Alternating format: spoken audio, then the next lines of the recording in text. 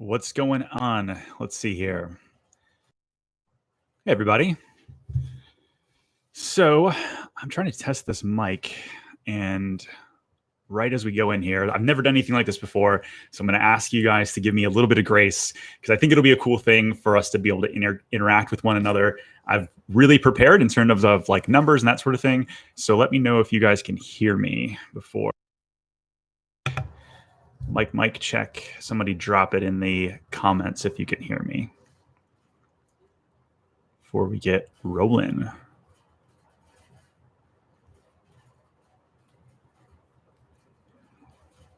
All right, cool. Awesome. So thank you guys. Thanks, Ned and Willie. Appreciate it. So I've got a bunch of stuff to cover today. A lot of you guys that are subscribers to the channel know we go out and about. We check out different neighborhoods. I talk about different cool things coming into Orlando, but I wanted to get some feedback from you on the channels, where we should go, and then also give me some questions that you guys had. And you guys definitely gave some great questions that we're going to cover today. So I thought I'd do a quick little market overview on what's going on in Orlando. In 2020, it was quite crazy because none of us knew really what was going to go on. Here in the Orlando market, we're so resort driven that I kind of assumed that as the market fell apart, that the market here would fall apart, right? The job losses and all the other kind of stuff with COVID. And honestly, it was the complete opposite. People got cooped up in their home pretty quick. And we still have a ton of people moving here to call Orlando home. And part of that was because they could work remotely. Part of that was because they always just wanted to live in a warmer climate. They got sick of where they were living, wherever that was. And so Orlando continues to grow. Looking at the real estate market specifically, though, what's up, Larry, Renee? How are you guys? Looking at the real estate market specifically, the only part that really got hurt in Orlando in 2020 was the resort market. And so when I say resort market, that's Davenport, Champions Gate, Reunion, all of the short-term rental areas. Those are the ones that really definitely saw a hit. Everywhere else increased. And so there was actually two reports that came out in the past week. Case Shiller, which they're like an appraisal firm. They look at all of the markets across the United States and they say, okay, which ones are improving? Which ones are, flatlining? And they basically said that over the past 12 years, we've never been in this unaffordable of a market overall. That's one case study. So basically, it's more expensive today than ever to buy a home and have it be affordable in your exact, your budget. That being said, there was another report that came out by the Keeping Current Matters crew, and they basically said, listen, affordability interest rate wise on a monthly payment has never been more affordable in the past 10 years. And so you've got kind of competing things. And so when you see those reports on CNN and Fox or wherever, I think the biggest piece is like, a down payment on a $400,000 house versus a down payment on a $200,000 home, that's really the affordable piece. On a monthly basis, though, interest rates have continued to decline. It's 3.75 this time last year, and right now it's 2.75. So if you're buying a $300,000 house, that was the difference between like an $1,800 a month payment and a $1,600 month payment. So kind of interesting when you're looking at all of those different things.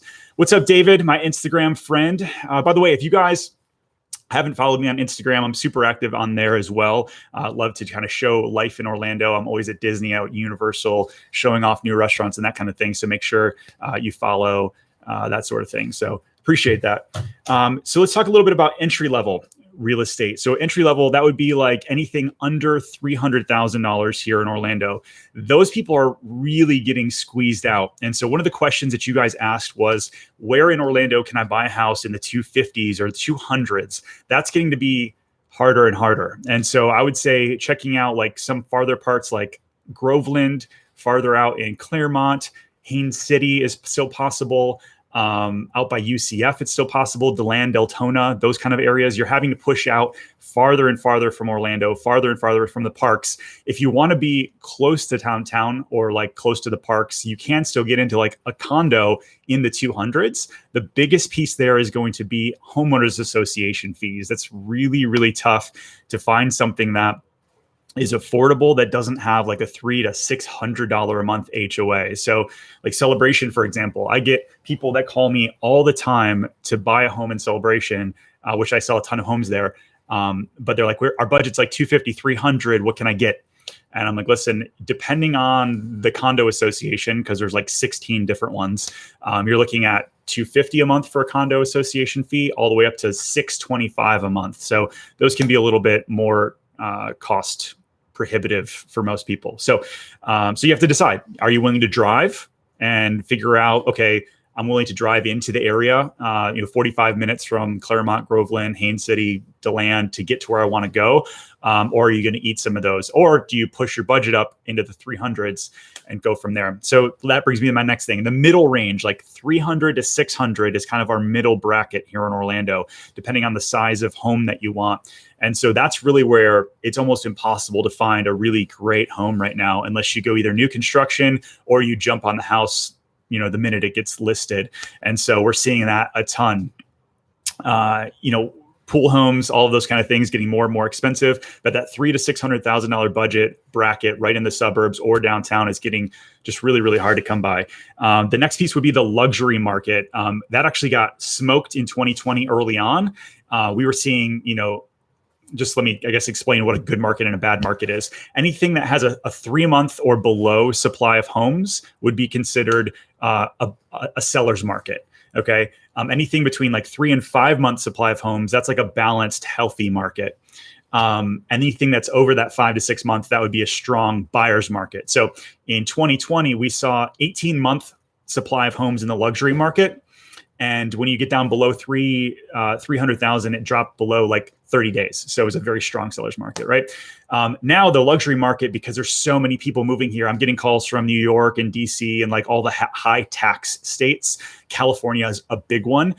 People are flocking here. And so our inventory in the luxury market is even starting to come down to where it was 18 months. Now it's down to 9 months. And so when you look at a luxury market, 9 months is actually pretty strong. So it's an interesting shift. There are a lot of people still moving here. And then as the parks start opening up, as the vaccines start kind of getting into effect, hopefully, there's going to be more people visiting, and that's just going to kind of continue is my stance. So let me dive into some of your questions here. Doug says, hi from Syracuse, New York. What's up? You're moving to Lakeland. Lakeland's another very affordable place. You're 45 minutes away from the parks and that sort of thing. That's pretty cool.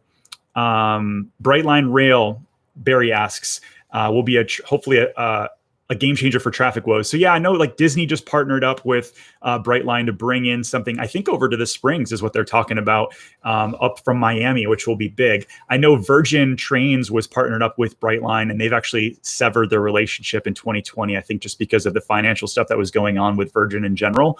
But yeah, we need, like, the Sunrail is okay. I know some people that use it time to time, but not greatly. I-4, when the I-4 Ultimate is finished, for those of you who don't know, I-4 is that nightmare of an interstate that we have that goes up and down Orlando. And if you have to take it from, like, say, the resort market all the way through downtown up to Lake Mary, your drive can be anywhere from 30 minutes to 2 hours, depending on traffic.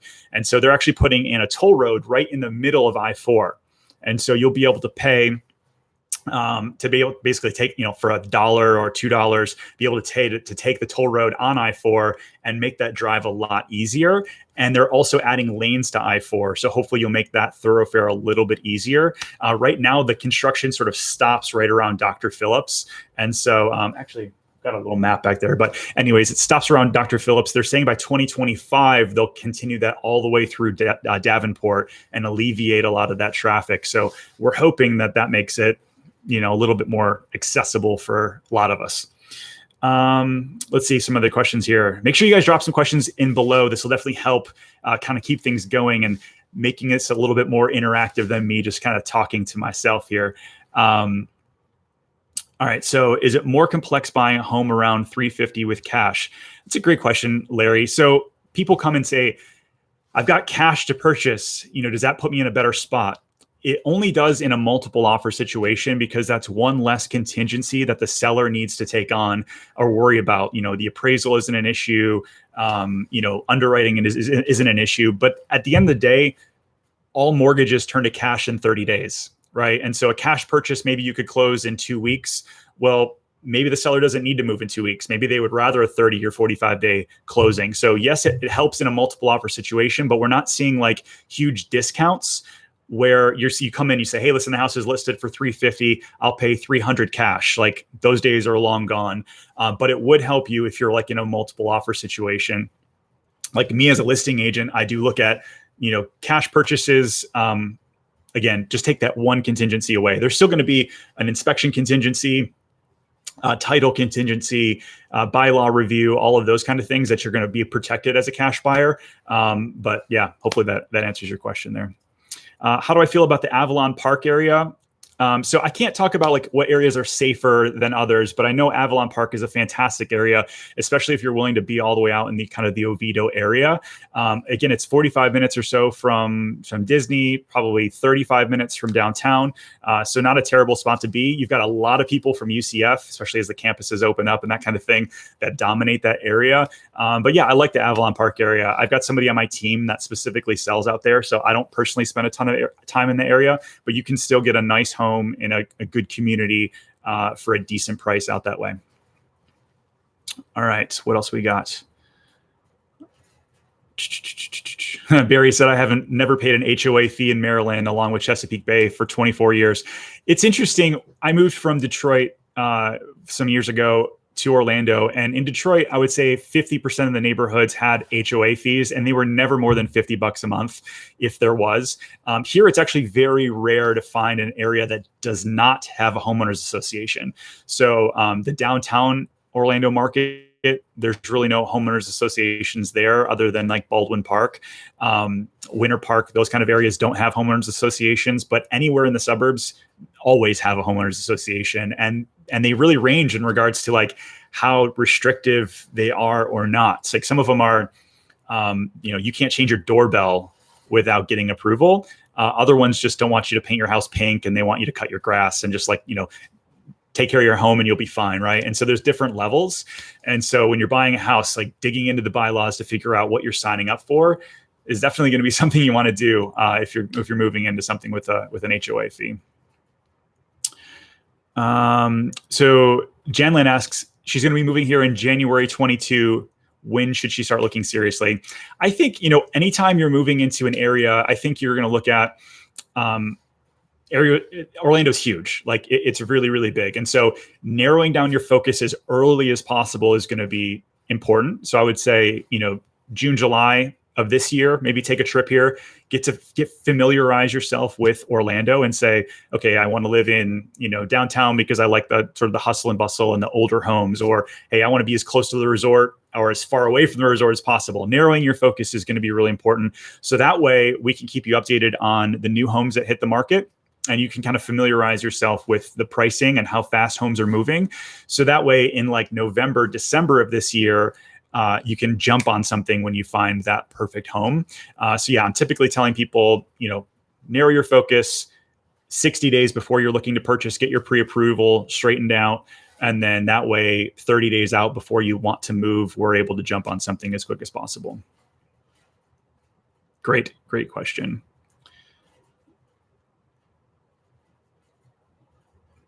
Yeah, of course.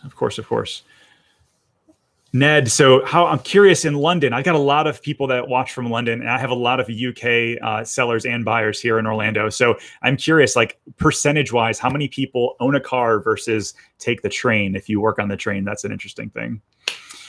Akeem, you mentioned you see the housing bubble in Central Florida bursting soon. So here's where I look at it. The amount of people buying here for second homes is actually quite low. It used to be completely flopped, 2005, 2006, before the last burst. It was a lot of people speculating, buying second homes here that couldn't afford it. They were putting, no money down on a second home. That was really scary stuff. Whereas now people are moving here to live here full time. And a lot of these people have massive amounts of equity already. If you look, I did a report the other day of regards to how many people purchased over the past 10 years and then how much equity they have. The average homeowner in Orlando has more than 25% equity, which is like the most, I think, ever. The amount of people that have paid off homes entirely is over 30%. So when you look at those perspectives, the fact that people are not cash strapped, I think is going to prevent a burst or a bubble burst. Now, will things slow down eventually? I think they have to. I think that we can't keep doing this forever. But is it going to, drop 30%? There's no indication that shows that in our market. And so it'll be kind of an interesting thing to watch, but definitely a concern to think of. Alexander asks, what's the best appreciation neighborhood in Orlando for the next 10 to 20 years? So I think I'm really high on Lake Nona, just because I look at it from a perspective of there's really no second home owners there at all. There's a lot of infrastructure going in. It's still close to the airport, but far enough away. You're only 25 minutes from downtown Orlando, 35 minutes from Disney. There's so many things I like about the area that I think that from an appreciation play, it's going to be a big one. I also look at like Claremont is like, it's on the way. It's like Claremont's the next Winter Garden. So if you guys knew 10 years ago, everybody wanted to be in Windermere, which is still a very popular area, very, very, very popular area because of the location and the lakes and all that. But people couldn't afford Windermere, so they pushed to Winter Garden. And it was like, wow, you live all the way in Winter Garden. That's kind of a hike. There's nothing out there. Like there's no shopping, there's no nothing, right? Now, fast forward to today, and Winter Garden is like, it's crazy.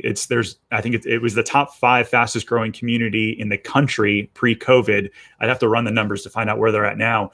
But it definitely blew up. There's shopping and new neighborhoods, and Winter Garden's kind of where to be. So it's gotten so expensive now that people started pushing to Claremont because it's more affordable. And so I tell people like Claremont is sort of like what Winter Garden used to be. And I think that now Claremont will get built up, and then it's going to be Mineola, Groveland, at least on the west side of Orlando. That's where I see things kind of continuing to grow. So Lake Nona, which is already kind of expensive, but I think it's going to go up quite a bit. And then I think Claremont's going to be another value play long term.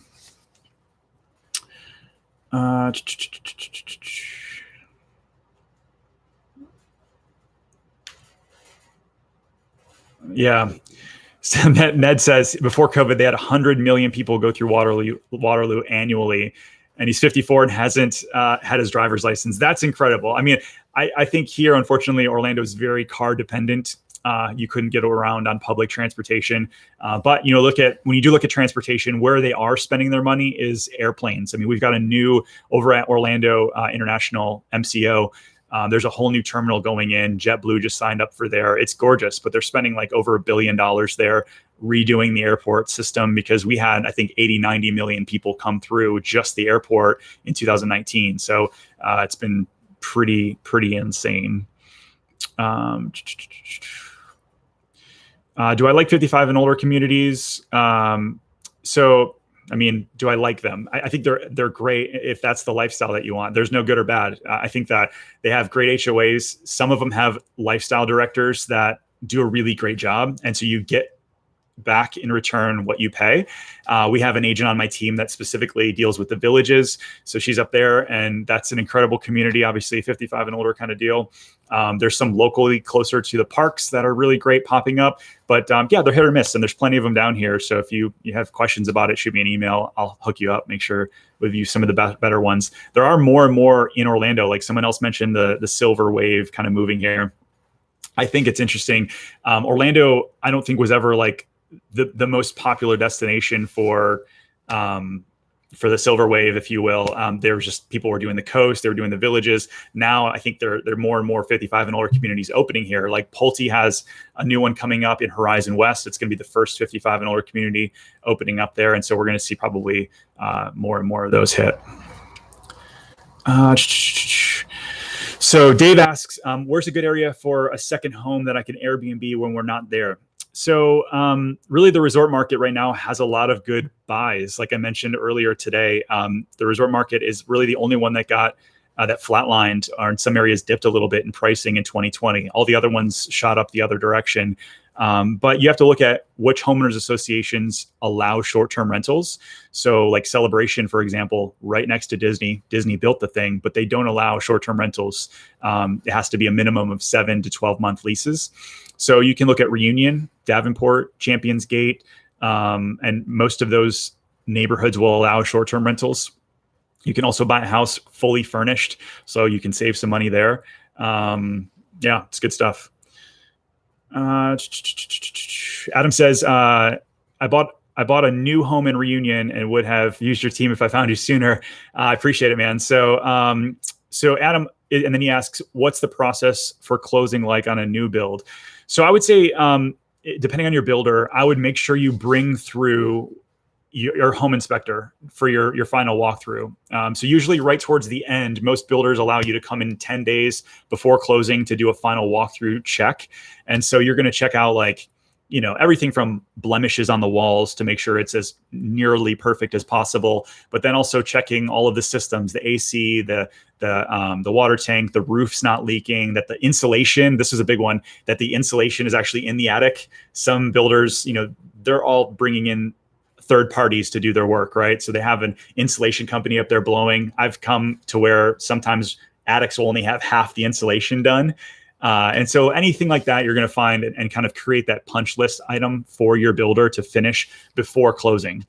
Now, some builders, Lennar is one of them, they don't allow you to come back after that initial walk, which is interesting. I would never disparage anybody from, buying any builder, but I think you just have to know ahead of time what you're getting into. Lennar is one where they're like, hey, listen, you can come for that pre-walkthrough, but then you can't come back before closing to see if we did the work or not. If you find something, you just send it to the warranty department and hope it gets done. And that's an interesting place to be. Unfortunately, kind of scary to make sure that they get it done, because what we found is that they get 80% of the list done, and then you're chasing the warranty department to make sure that it actually gets done sometime. It's an interesting thing. But Lennar also owns a ton of land. They're one of the more affordable builders in Orlando, and so buyers just have to understand as they come in that hey, you got to take it, the good with the bad. So I could talk about new construction forever. I'm really passionate about it. All right. So someone asked about what areas are least prone to hurricanes. So I lived here through Irma and Matthew. I didn't live here during Charlie. Charlie, I was told, had some really tough hurricane damage, but like Irma was a category 5 when it hit like Naples and Fort Myers and kind of came up through the coast. By the time it got to us, it was like a category 1. We went outside, we looked up, we saw the eye kind of come over our house. And, it was basically just a super bad storm. There were a couple bad trees down. Some of the older roofs lost a couple shingles, but it wasn't crazy. I mean, we're so far inland that hurricanes aren't as big of a consideration as if you lived on the coasts. And so we feel very, very safe, thankfully. Ned said, don't forget the questions put in during the week. All right, I got them actually right here. Ned, did you ask a question during the week? Is that why you're saying that? I got them right here. I screenshotted them all up here. All right. So Ned, you did ask, so I'll get to yours first. So you said you live in London, England, and how complicated would it be for somebody to relocate full-time to Orlando before retirement age? I mean, really, I think it's going to be the economics more than anything. So, I know a lot of my UK folks will start a business here and get their business visa to move over. And that's how they transition a little bit easier. I think it's really just going to be the economics of it more than anything. But if that's something you're interested in, I do have a lot of past clients that have done it. And if you want me to connect somebody that's done it successfully, I'm happy to do it. If you shoot me an email, I can connect you to see that whole process and make it really good for you. Sean Murphy asked actually a question prior to, tell me a little bit about the connector and like sort of Claremont and how that's all going to work. So for those of you who don't know, I'll try to paint a little picture here. So you've got Orlando, and then you've got like Winter Garden, Claremont, and then like everything else in Lake County. Lake County's like a lot of rural land. It's beautiful. It's hilly. There's a lot of lakes, but it's hard to get to, because if you're in downtown or you're near Disney, you have to drop all the way down to 192, go all the way over, and then drive all the way up 27. Or, you're coming in off of the 408 and then down. It's just really hard to get to, especially if you're a Disney fan. There's no straight path to get there. So the cool thing is Disney and some of the county levels have now been working together. So if you're familiar with where Disney is, I think a lot of my subscribers are Disney fans in one way or another. But at the back end of Disney, over by the 429, they extended Western Way all the way over to Avalon. So now like it's really easy to get in and over from Winter Garden to Disney. Like you can pop over there in 5-10 minutes. They're actually going to continue that road all the way out to Claremont, and they've already started. They're actually working from both ways, and they're going to meet in the middle, both Orange County and Lake County. They're working together for that connector, which is a huge deal, because like if you work for Disney or you want something a little bit more affordable and you're going to be living in Claremont, Groveland, Mineola, again, you're going to have, instead of a 35 minute drive to go all the way down and around up to Disney, you're going to be able to cut right through within 15 or 20 minutes. So that's ongoing. Like right now, they're already cutting in roads. Like it's amazing what they're doing to make it a little bit more accessible for Lake County. So that's going to be a good one. What else we got? So Laura had asked, with interest rates being so low, is it better to rent now, or if you aren't sure if you're going to be moving again in 2 or 3 years?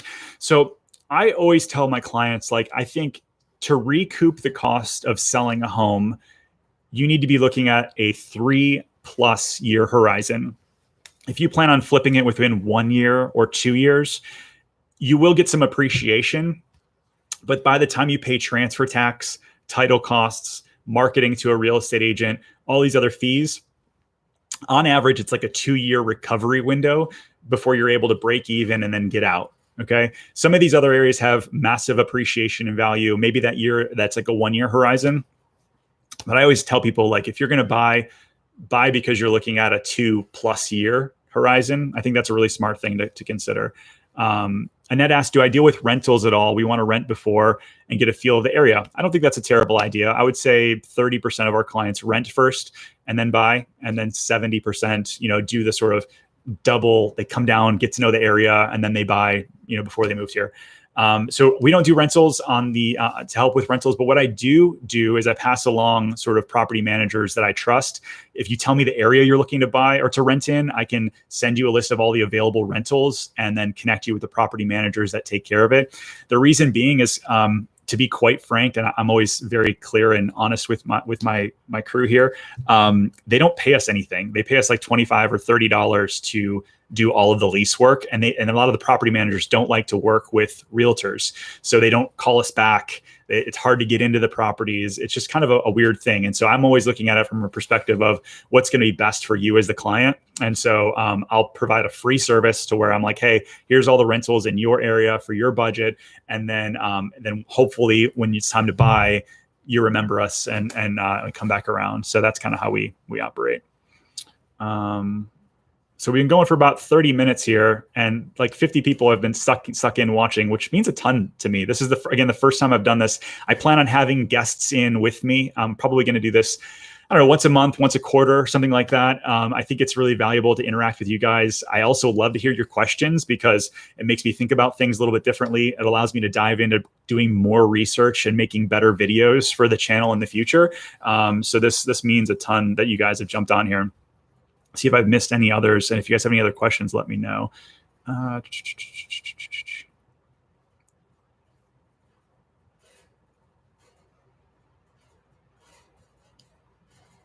I think that's going to be about it, unless you guys have any questions. I wonder if you moved to Celebration, or I wonder if you want to move back to Celebration, or if you wish you kept your place there. Yeah. So I mean,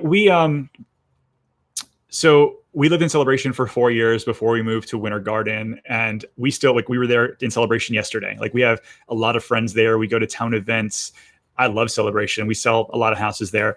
The only problem for us was that when we lived there, we had just had our third kid, and we wanted something a little bit bigger and a little bit newer, which doesn't exist in Celebration until Island Village opens up later this month, which we didn't know when we moved away. It was talked about, but not in development yet. And so we love Celebration quite a bit. I've got a soft spot in my heart for it. But now our kids are ingrained in Winter Garden schools, and moving them back just doesn't seem like it would be great. So we love Winter Garden. It's a great place to live as well. Like, our house actually backs up to Magic Kingdom. So like, the fireworks go off in the backyard. We feel like we're still part of the magic quite a bit there. So it's very, very cool. Yeah. And that, it's like, Celebration's an amazing place. It's very special. Like, people from all over the world. You want to talk about like not recession proof, but in terms of like having a brand of a town that you live in, have some staying power, like Celebration's a really great place. Somebody had mentioned, oh gosh, now you guys, a lot of good questions here. Thank you. How long before making a move should we reach out to a real estate agent? You're never too early. And you're never too early to reach out. I mean, like I've got people that literally 4 years and then they finally moved here. And then other people are like, hey, we're coming into town this weekend. Can somebody on yourself or your team, can you help us out while we're here? So it just depends. I mean, my opinion would be as earlier the better as possible so we can get a roadmap for you to make sure it's a really good move for you. What else? Ned said 30 minutes, you've broken your record for length of YouTube video. Yeah, my typical videos are like 5 to 10 minutes long, and I know people tell me to go longer. And so hopefully these lives will help a little bit with that. A little less production. Obviously, it's just me in an office. But yeah, it's interesting. Somebody had asked me earlier on in the questions here, one of the last questions that they asked ahead of time was about modern and contemporary homes. And I think that's an interesting thing because there's a lot of more modern style, more contemporary instead of like that Mediterranean Spanish barrel roof tile, like that old school Floridian. You're seeing a big trend of people moving from the Northeast and the Northwest, and they want more modern contemporary. So builders are starting to push that way. I know Madame's, they've got a neighborhood in Winter Garden called Hawksmoor. It's all like Frank Lloyd Wright modern kind of style, which I dig. A lot of the higher end builders are now offering more of a modern contemporary design, which I think is cool. And so I would say about 25% of the people that right now that are working with me are looking for something a little bit more modern. And then it's a little bit of traditional. And then some people still want the old school, Floridian vibe. But I love the fact that we're getting more diverse here because, it gets a little tiring seeing the same barrel style roof, brown, red, yellow house, and so it's been pretty cool to see some extra architectural styles get developed here. Somebody asked, what cities have the most new home development? The most, I would say Davenport has a ton, Claremont has a ton. Again, like Lake County has a ton of new construction options. It used to be Winter Garden, and now that's starting to go away a little bit. You have the last village in Horizon West, which is the Village I. That's kind of what's left. There's about 1,400 more homes to be developed there, and then the whole area is built out. So that'll be interesting to see. Welcome to the Joneses. You said you've got Look in Davenport and Winter Garden. So yeah, we're super excited to help you guys. So make sure you reach out via email. And I said this earlier in the video as well, for those of you that were watching earlier. Make sure you follow me on Instagram. I'll follow you back. I love connecting with you guys there. You can kind of see that I'm just a real guy here in the city, trying to show you more about why I love living in Orlando and why I think it's a great place to live. I'm kind of just the cultural ambassador for the area, if you will. So let me grab a little drink of coffee here.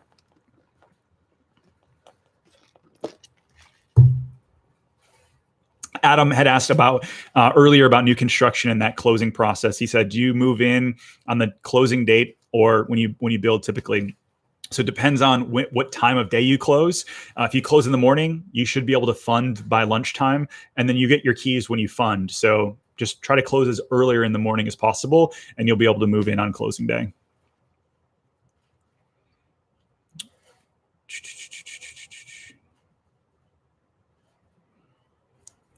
All right. Some other people asked about like, where do you go shopping and like, where do you get furniture? Where are some of the malls that I like? Mall of Millennia is pretty great because they have everything around there. Like the mall itself it's a mall. It's got Prada and Louis Vuitton and the Apple Store, and it's just a normal mall. I mean, they've got nice stuff there, but then surrounding the mall, they have everything from like IKEA furniture all the way up to, the highest that you can think of. They've got like Pottery Barn. Restoration Hardware is in downtown Winter Park. But yeah, that Millennia area has a lot of good stuff just for like that mid-level furniture. They've got design stores and all that kind of stuff out there. So it's a really easy spot. So you're really 30 minutes to Millennia from anywhere in Orlando. So whether you're Winter Garden, Disney, Lake Mary, Lake Nona, You're about 30 minutes from there. So I would definitely check that spot out. Yeah, Ned, I definitely like the idea of having one of my team members on next time. We're gonna have some more people interact. I think it's gonna make it a little bit easier to follow and have some banter back and forth about the area and why we, some maybe a counterpoint to my point would be a good thing. So, Chris, you asked if we sell in Winter Haven. We do have an agent on the team that covers sort of the southern Orlando area. So definitely do. Wong 316, you said, are the Lake Nona area, Eagle Creek areas hampered with traffic issues? Narcoossee in general, like if you look at Narcoossee from the 417 or even, the 417 or the beach line over, it's tough, especially around like when school's letting out, it's a mess. And so I hope that they expand that. But I mean, on a day-to-day basis, it's not terrible. You just have to get comfortable with understanding that when school drop off is going on and people are trying to turn into Eagle Creek, it could be tough to get in and out of. But once you live there, there's also the back end of the neighborhood that's a little bit easier. So you don't have to go through the guard gate the whole time. So just something to think about if you're looking at that neighborhood and, specifically. Good question. You guys have been awesome. So I think I'm going to wrap it up here. I hope this was helpful for you guys as always. I definitely want to do this more in the future. We've got over 60 people watching live, which is super cool. And so listen, I appreciate all of you guys that subscribe to the channel. Keep your questions coming. Reach out to me at any time. I'm always happy to help in your search or just, again, any questions you have about Orlando. I want to be your guy. So thanks again. And we'll see you guys soon. Have a great new year.